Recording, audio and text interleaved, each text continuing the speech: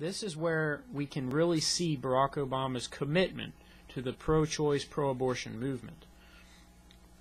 And so it shouldn't surprise anyone, given that one of the first acts he would take as President of the United States is to pass this executive order using our tax dollars now to fund abortions not only in the U.S.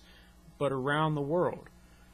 So that really puts us in a difficult moral position because a lot of us didn't vote for Barack Obama, and we really will have no choice whatsoever in how our tax dollars are going to be used.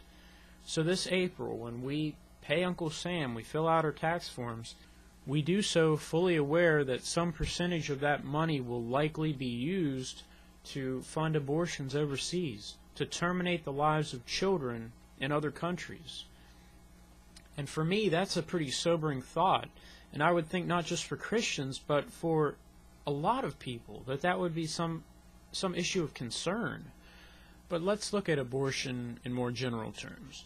Right now I'm looking at a poll that was taken last year between September and October by the Marist College Institute of Public Opinion. They found that 50% of Americans call themselves pro-choice, while only 44% call themselves pro-life. For those of us who are pro-life, we hear that, and some of us may think, wow, we're in the minority.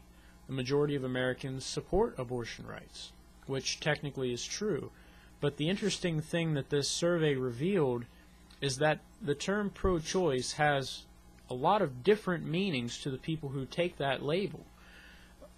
Some people who call themselves pro-choice actually only support abortion being legal in a very narrow range of scenarios.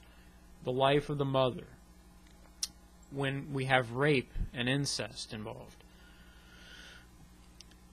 Actually, what this survey found is that some 60% of Americans say abortion should never be legal, or only in the rarest of circumstances, such as rape and incest, that constitute less than 2% of all the abortions nationwide. And it showed that some 13% say abortion should never be permitted. Another 15% say abortions should only be allowed to save the life of the mother, and 32% say abortion should be allowed only in the rare cases, life of the mother, and when the mother is a victim of rape or incest. Just 40% took one of the three pro-abortion positions, and only 8% agreed with Barack Obama's position that abortion should be allowed any time during the pregnancy for any reason.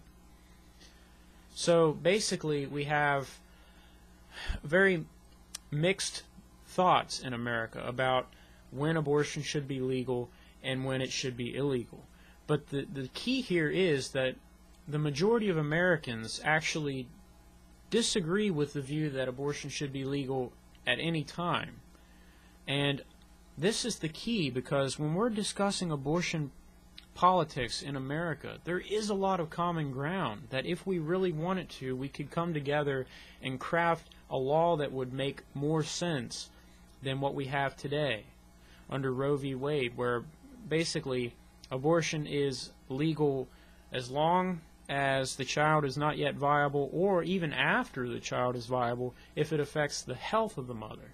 So that would include even psychological damage or anything else. So actually it is the case that most Americans believe that our current law should be changed, that right now abortion is too common, it should be restricted. Most Americans agree with that. The question is to what degree.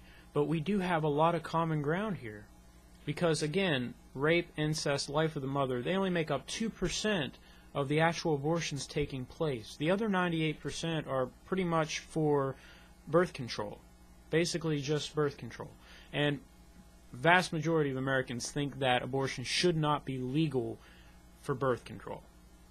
So we have a lot of common ground here. The issue is the Democrats have basically made themselves subservient to that 8% who think abortion should be legal in all cases. They have made themselves subservient to that group, and Barack Obama is even on the extreme of that group with abortion politics. But if we really wanted to find common ground and we really wanted to move this forward so that there's less contention on this issue, we have a clear pathway to do that. But before we can really move forward with this and begin writing the laws that most Americans would agree with concerning abortion, we have to see Roe v. Wade reevaluated at the Supreme Court level. And that is not going to happen unless we can get enough justices on the Supreme Court who are fair-minded about this issue, instead of having so many on there who come from this really extreme 8% who think that abortion should be legal in all cases. Because in reality, if you look at the Constitution and just read it, it doesn't talk about abortion. And the Fourth Amendment by no means was intended by the founders to grant the right to women to abort children at any time for any reason. So it really was something that was read into the Constitution. It's not there. I can make another video about that explaining in more detail, but it's clearly not there. And overturning Roe v. Wade would not make abortion illegal. That's a misconception a lot of people have. It would just allow states to pass laws that are reasonable about abortion without having everything contested. A good example of this would be the partial birth abortion ban that was passed by Congress a few years ago. This is something 70% to 80% of the American population supported. This banned a particularly brutal practice of abortion in which the child was partially birthed and cut open. I don't want to get into all the details. Anybody who really wants to understand what was going on can Google it or search YouTube. The bottom line is they made it illegal to practice this procedure except in the case of the life of the mother. And again, 70 or 80% of the American people were behind this ban. But a handful of states actually threw out the law, saying that it was unconstitutional because of the findings in Roe v. Wade.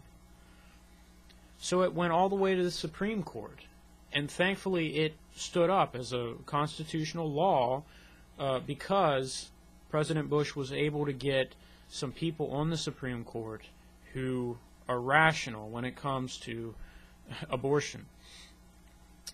Now, my point in this is that until we really relook at Roe v. Wade and come to a different conclusion about it, it's going to be very difficult to pass any kind of rational law concerning abortion in the United States. Because if the partial birth abortion ban faced trouble, I don't see how we can really proceed much. We're kind of at a deadlock until we can relook at Roe v. Wade, which unfortunately will not happen until after we can get some more justices on the Supreme Court who are rational on this issue.